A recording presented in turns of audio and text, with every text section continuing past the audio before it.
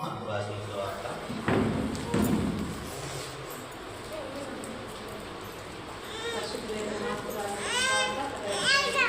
17 నుంచి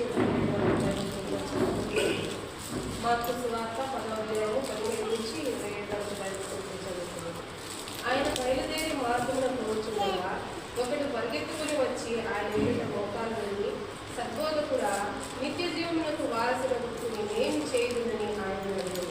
యేసు, నన్ను సత్పురుషుడని ఎలా చెప్పుచున్నావు? దేవుడు ఒక్కడే కానీ మన ఎవడును సత్పురుషుడు కాడు. నరహత్య చేయవద్దు, వ్యభిచరింపవద్దు, దొంగిలింపవద్దు, అబద్ధ సాక్ష్యం పలకవద్దు, మోసపుచ్చవద్దు, నీ తల్లిదండ్రులు సన్మానింపు అను ఆజ్ఞలు నీకు తెలియను కదా అని అతనితో చెప్పాడు. అందుకు అతడు, బోధకుడా, బాల్యం నుండి ఇవన్నీ అనుసరించుకునే ఇంటిని అని చెప్పాడు. యేసు అతనిని